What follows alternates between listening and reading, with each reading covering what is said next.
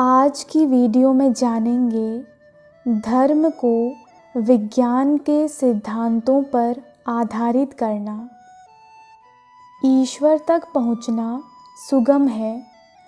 उनके बारे में बातें करने से और धर्मशास्त्रों में लिखे उनके शब्दों को सुनने से, उनका चिंतन करने से, ध्यान में उनकी विद्यमानता अनुभव करने से आप देखेंगे कि धीरे धीरे जो अवास्तविक है वह वास्तविक बन जाता है और यह संसार जिसे आप वास्तविक समझते हैं वह अवास्तविक दिखाई देने लगेगा।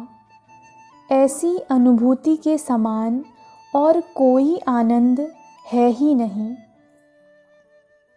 ईश्वर का आनंद असीम है, निरंतर है और नित्य नवीन है। जब आप उस चेतना में होते हैं तो आपका शरीर, मन या कुछ भी आपको अशांत नहीं कर सकता। ऐसी है ईश्वर की कृपा और महिमा। जो कुछ भी आप समझ नहीं पाए हैं, जो कुछ भी आप जानना चाहते हैं, वह सब वे आपको स्पष्ट कर देंगे। अब बहुत अधिक जानने का प्रयास करने का कोई लाभ नहीं है। प्रकृति की पुस्तक में जो लिखा है वह सब सीखने के लिए आपको कितने जन्म लेने पड़ेंगे।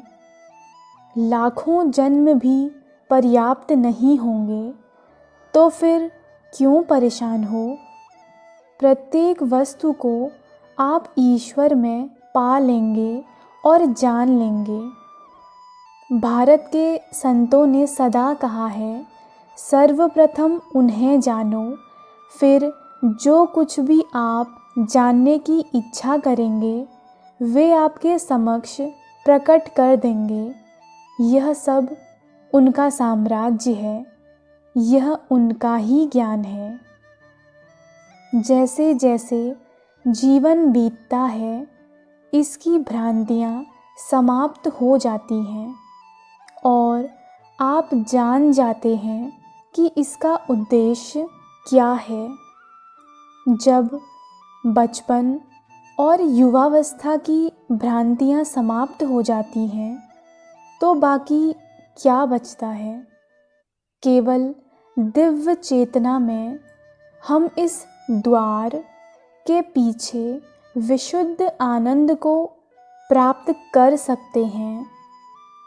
मैं इस संसार को अपने जीवन से दूर रखता हूँ क्योंकि यह भ्रामक प्रभाव डालता है जो महत्वहीन वस्तुओं को महत्वपूर्ण लगने वाली बना देता है।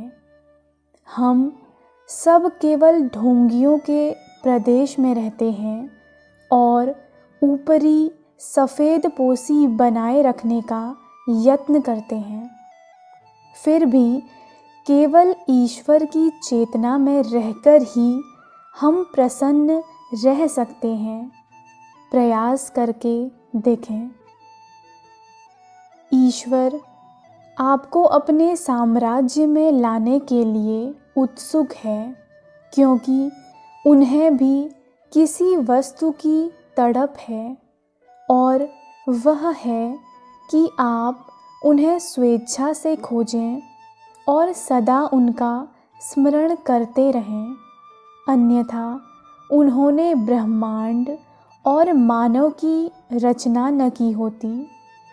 उनकी पूर्णता इस तड़प पर आश्रित नहीं है, लेकिन हमारी रचना के पीछे एक कारण है। उनकी एकमात्र यह इच्छा कि हम उनसे प्रेम करें और उनके पास वापस जाएं। वे उसी समय की प्रतीक्षा कर रहे हैं। हमारे प्रेम में ही उनकी परिपूर्णता निहित है। परमपिता ने हमें स्वतंत्रता दी है कि हम संसार के माया जाल की अग्नि में कूद जाएं या उनके धाम में वापस चले जाएं। यह आपकी पसंद का प्रश्न है। आइए हम सब ईश्वर के धाम में चलें ताकि हमें इस भयावह संसार में वापस आना ही न पड़े। हमें मालूम नहीं कि किन परिस्थितियों में हम पुनः जन्म लेंगे। निश्चित रूप से दुखों और अवसाद के जिस समय में हम आज रह रहे हैं, हम उसमें पुनः जन्म लेना नहीं चाहेंगे। ये सब कष्ट मानव की स्वार्थता और घृणा के परिणाम हैं। संपूर्ण पृथ्वी कराह रही है क्योंकि ईश्वर को बुला दिया गया है। अब आप अपने परमपिता के घर जाने की प्रतिज्ञा करें। आप भयभीत होकर अपना समय नष्ट कर रहे हैं और इसे अब और नष्ट नहीं कर सकते। आप नहीं जानते कि आप कितने भाग्यशाली हैं जो आपने मानव के रूप में जन्म लिया। इसमें आप अन्य किसी भी प्राणी की अपेक्षा अधिक भाग्यशाली हैं। पशु ध्यान नहीं कर सकता और न ही ईश्वर के साथ संपर्क कर सकता है। आपको उन्हें खोजने की स्वतंत्रता है, परंतु आप उसका उपयोग नहीं करते।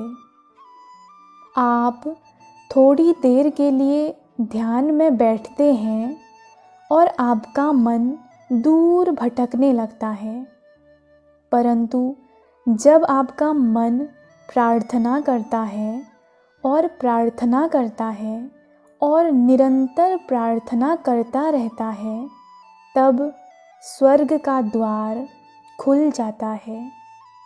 तब आपको ऐसे विश्वस्त अनुभव होंगे जिनके द्वारा आप जान जाएंगे कि ईश्वर हैं।